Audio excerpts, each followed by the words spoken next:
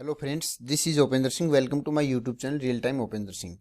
आज की वीडियो में हम बात करेंगे कि डीएलएड का जो कोर्स है हरियाणा के अंदर 2021 से 2023 सेशन के लिए, उसका प्रोस्पेक्टस जो है अब की बार फिर से डीएलएड की जो ऑफिशियल वेबसाइट है उसके ऊपर जारी कर दिया गया है। यहाँ आप देखोगे प्रोस्पेक्टस 2021 से 23 for admission diploma in education DElEd Urdu course, यानी कि हिंदी और उर्दू। यदि कोई विद्यार्थी सिंपल डीएलएड करना चाहता है तो वो भी कर सकता है, और सिंपल डीएलएड के साथ यदि कोई उर्दू सब्जेक्ट से डीएलएड करना चाहता है तो वो भी कर सकता है। डीएलएड के कोर्स को कई स्टेट्स में बीएसटीसी के नाम से जानते हैं, कुछ स्टेट में इसको डीएड के नाम से जानते हैं, हरियाणा में इसको जेबीटी के नाम से भी जाना जाता है। हम इस प्रोस्पेक्टस को डाउनलोड कर लेते हैं, आपको दिखाते हैं इसमें क्या क्या जानकारी शेयर की गई है। यहाँ आप देखोगे एडमिशन नोटिस दिया गया है। सबसे स्टार्टिंग में बताया गया कि ऑनलाइन जो एप्लीकेशन है डीएलएड एडमिशंस को लेकर 1 अक्टूबर से स्टार्ट हो रही हैं, जो कि 16 अक्टूबर तक चलने वाली हैं। उसके बाद जस्ट हम नीचे चलें तो यहाँ एक इन्फॉर्मेशन और भी है कि इम्पोर्टेंट जो डेट्स हैं वो दोबारा से इन्होंने यहाँ मेंशन की हैं कि date of registration counselling online application October 1 2021 से लेकर 16 अक्टूबर, यानी कि जो बच्चा 16 अक्टूबर 2021 तक अपना फार्म भर देगा और उसकी फीस पे कर देगा, उसका एडमिशन डीएलएड के जो कोर्स है उसके अंदर हो जाएगा और आप डीएलएड का कोर्स कर पाओगे। डीएलएड का कोर्स करने के बाद आप रीट का एग्जाम दे पाओगे, स्टेट का दे पाओगे, सीटेट का दे पाओगे, या फिर कोई अदर स्टेट का साथी है जो हरियाणा से डीएलएड का कोर्स करता है तो आपके खुद के स्टेट में जो भी टीचर के लिए कोई भर्ती निकलेगी उसके लिए एलिजिबल रहेगा। उसके बाद एलिजिबिलिटी की बात कर लेते हैं। तो एलिजिबिलिटी में यह इन्होंने बताया है कि हरियाणा सरकार के द्वारा, यानी कि हरियाणा सरकार के द्वारा हाईकोर्ट के द्वारा नोटिस जारी किया गया था कि हरियाणा के अंदर आप +2 बेस पर डीएलएड का कोर्स करा सकते हो। ये सभी बच्चों के लिए मान्य रहेगा, इसके लेकर कोई भी घबराने की बात नहीं है। अब बात करेंगे डिप्लोमा इन एलिमेंट्री एजुकेशन, यानी कि डीएलएड के अंदर आपकी क्या क्वालिफिकेशन होनी चाहिए ताकि आप अपना एडमिशन आसानी से ले सकें। तो यहाँ आप देखोगे 1 नंबर पॉइंट में बताया गया candidate with A latest 50% marks in senior secondary 12th for board of school education Haryana beyond other it's equivalents exams with 5 subjects including 5 subject होना चाहिए, इंग्लिश 1 ऑफ द सब्जेक्ट। यानी कि इनके द्वारा कहा गया है कि आपके पास +2 पास होना चाहिए, +2 में 50% मार्क्स होने अनिवार्य हैं। आपने या तो अपनी +2 की कक्षा board of school education Bhiwani से की हो या फिर इसके इक्विवेलेंट कोई बोर्ड हो, यानी कि आप जिस भी स्टेट में रह रहे हैं, जैसे कि राजस्थान के बच्चे अजमेर बोर्ड से पास होते हैं, कुछ बच्चे सीबीएसई बोर्ड से पास होते हैं, नेशनल ओपन के जो बच्चे होते हैं बिहार स्टेट का अपना अलग से बोर्ड होता है। तो यानी कि कहने का मतलब ये है कि +2 आपने जिस भी स्टेट से किया हो, आपके +2 में 50% मार्क्स होने ज़रूरी हैं। 5 सब्जेक्ट के मिला के ये 50% मार्क्स जो हो उसको कैलकुलेट किया जाएगा, जिसमें एक सब्जेक्ट इंग्लिश भी रहेगा, यानी कि इंग्लिश सब्जेक्ट में आपको पास होना अति आवश्यक है। ऐसा नहीं है कि बहुत से बच्चे ऐसे होते हैं जिनके पास +2 में इंग्लिश सब्जेक्ट नहीं होता है। जिसके पास +2 में इंग्लिश सब्जेक्ट नहीं रहेगा वो बच्चा डीएलएड के कोर्स में दाखिला नहीं ले पाएगा। सेकेंड पॉइंट में बताया गया है देयर शैल बी रिलैक्सेशन, यानी कि इन्होंने कुछ रिलैक्सेशन दिया है 5% का, और वो रिलैक्सेशन दिया है जो 80 कैटेगरी के बच्चे हैं और बैकवर्ड क्लास के बच्चे हैं या फिर जो फिजिकल हैंडीकैप बच्चे होते हैं उनको। तो जिन बच्चों के 80 एसटी का बच्चा है, 80 का है, एसटी का है, बीसी का है या फिजिकल हैंडीकैप है, उनके यदि 47.5% नंबर +2 में है तो वो भी डीएलएड का में एडमिशन ले सकता है। बाकायदा इसमें एक शर्त रहेगी, आपको बता देता हूं मैं, वो केवल ये जो रिलैक्सेशन है ये हरियाणा स्टेट के बच्चों के लिए रहेगा। अदर स्टेट का कोई भी बच्चा रहेगा, चाहे वो उत्तराखंड का हो, राजस्थान का हो, दिल्ली का हो, बिहार का हो, झारखंड हो या अन्य किसी भी भारत देश के राज्य का रहने वाला हो, उसको ये रिलैक्सेशन नहीं मिलेगा। केवल और केवल ये रिलैक्सेशन हरियाणा के बच्चों को मिलेगा। उनको अपना 80 का सर्टिफिकेट दिखाना पड़ेगा, तब जाके उनको रिलैक्सेशन दिया जाएगा।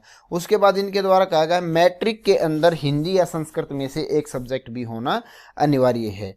तो यदि आपके पास हिंदी और संस्कृत में से एक सब्जेक्ट मैट्रिक में सभी बच्चों के पास होता है, +2 में भी आपके जो सब्जेक्ट्स हैं उसमें 50% मार्क्स आपके होने चाहिए, आप आसानी से डीएलएड के कोर्स में दाखिला ले पाओगे।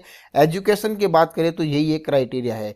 उर्दू कोर्स से जो बच्चे करना चाहते हैं उनके पास 10वीं क्लास में उर्दू सब्जेक्ट होना चाहिए। यदि 10वीं क्लास में उर्दू सब्जेक्ट नहीं है तो आप उर्दू से डीएलएड का कोर्स नहीं कर पाओगे। उसके बाद जस्ट नीचे हम चलें तो एडमिशन जो प्रोसेस है उसको हम देखेंगे एक बार। इसमें इन्होंने एडमिशन प्रोसेस के अंदर क्या बताया है कि जो मार्क्स ऑब्टेन यानी कि जो परसेंटेज आप प्राप्त करोगे उसमें स्ट्रीम वाइज वैकेंसियाँ इन्होंने मतलब कि जारी की हैं। आर्ट, साइंस, कॉमर्स और वोकेशनल सभी को बराबर बराबर हिस्से में डिवाइड किया गया है। एक नंबर पर बात करूँ तो साइंस के जो बच्चे हैं उनकी 30% सीटें होती हैं, कॉमर्स के बच्चों की 28% सीटें होती हैं, आर्ट के बच्चों की 40% और वोकेशनल के जो बच्चे होते हैं उनकी 2% सीटें होती हैं।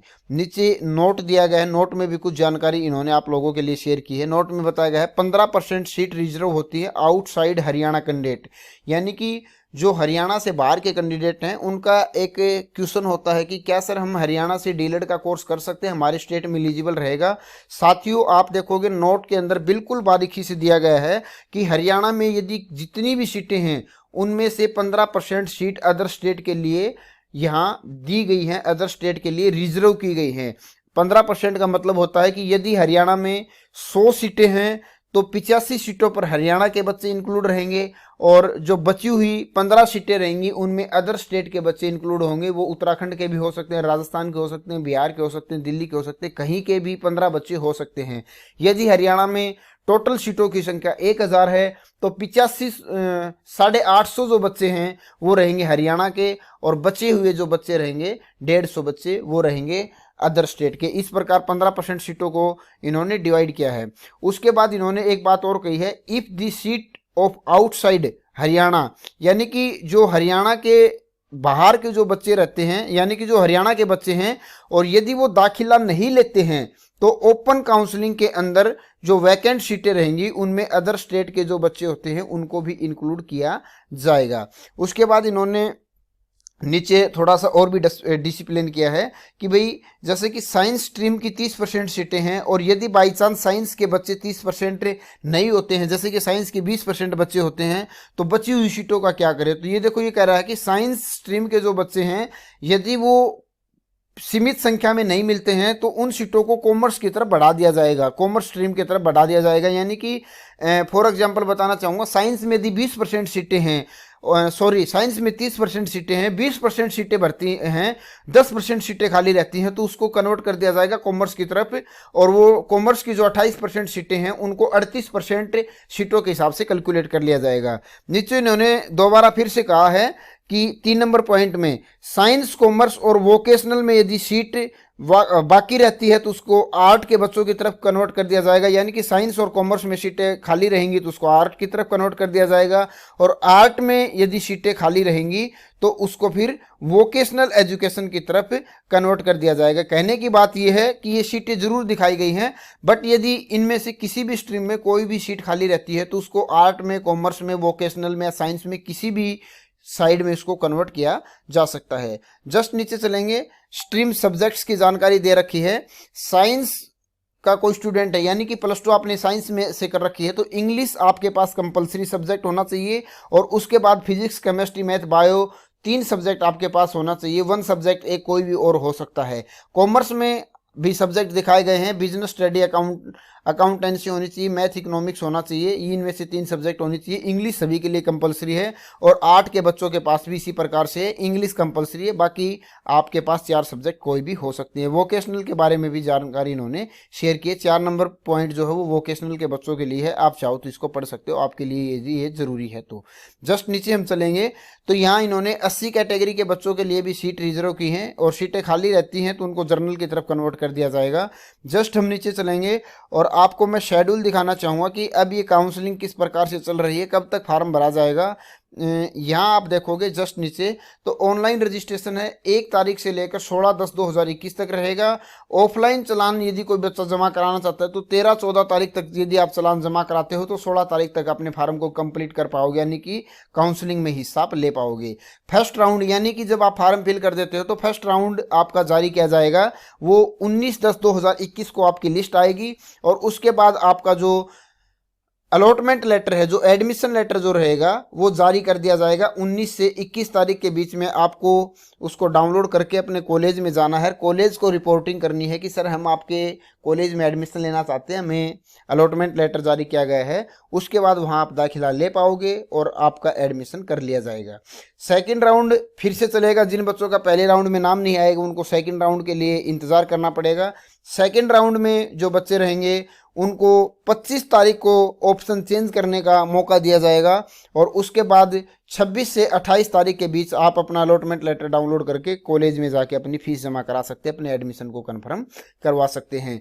एक चीज़ बिल्कुल कंफर्म कर देता हूं, जिन बच्चों का फर्स्ट राउंड में नाम आता है, आपको कोई भी कॉलेज अलॉट हो, आपको उसी कॉलेज में दाखिला लेना होगा। यदि आप उसमें दाखिला नहीं लेते हो तो फिर आपको फेज सेकंड के लिए जाना पड़ेगा। राउंड सेकंड में आप अपना कॉलेज चेंज नहीं कर सकते हो। राउंड थर्ड की तरफ हम बढ़ेंगे तो राउंड थर्ड में यहाँ बताया गया है कि 29/10/2021 यानी कि 29/10/2021 को जिन बच्चों का फर्स्ट और सेकंड राउंड में नाम नहीं आया है वो अपना जो कॉलेज है उसको चेंज कर सकते हैं। 2/11/2021 को लिस्ट पब्लिश की जाएगी और 2/11/2021 से लेकर 6 नवंबर 2021 तक आपको क्या करना होगा, अपना जो अलॉटमेंट लेटर उसको डाउनलोड करके कॉलेज में जाना होगा और अपनी जो सीट है उसको बुक करवाना होगा। तो ये थी भाई कुछ इंपॉर्टेंट इंस्ट्रक्शंस जो कि आप लोगों को बताना अति आवश्यक था। कुछ डॉक्यूमेंट्स भी हैं जो कि आपको एडमिशन के टाइम पर लेके जाने हैं। वो डॉक्यूमेंट्स किस प्रकार से रहेंगे, मैट्रिक +2 का मार्कशीट रहेगा, आपका आधार कार्ड रहेगा और पासपोर्ट साइज 4 फोटो रहेंगी। यदि आप किसी कैटेगरी से बिलोंग करते हैं, SC या BC का, उसका फायदा उठा रहे हैं तो वो लेके जाएं। हरियाणा का निवासी है तो हरियाणा रेजिडेंस यानी कि जो मूल निवास प्रमाण पत्र वो लेके जाएं। राजस्थान या फिर अदर स्टेट के जो बच्चे होते हैं उनको अपनी कास्ट सर्टिफिकेट या मूल निवास प्रमाण पत्र दर्शाने की कोई भी जरूरत नहीं होती है। आज की वीडियो में आप लोगों के साथ ही जानकारी शेयर करनी थी और यदि आप इस प्रोस्पेक्टस को डाउनलोड करना चाहते हैं, देखना चाहते हैं तो मैं डिस्क्रिप्शन बॉक्स में लिंक आप लोगों के लिए शेयर कर रहा हूं, वहां जाके आप इसको चेकआउट कर सकते हैं। एक मैसेज आपके लिए ये भी रहेगा कि कोई भी साथी है जो हरियाणा से बाहर का है और हरियाणा से डीएलएड का कोर्स करना चाहता है, चाहे वो राजस्थान का हो, उत्तराखंड का हो, बिहार का हो, उत्तर प्रदेश का हो, कहीं का साथी आके हरियाणा से डीएलएड का कोर्स कर सकता है। और यदि आप हरियाणा में डीएलएड का कोर्स करना चाहते हैं तो नीचे दिए गए मोबाइल नंबर पर संपर्क करके आप अपना जो डीएलएड का कोर्स है उसमें दाखिला करवा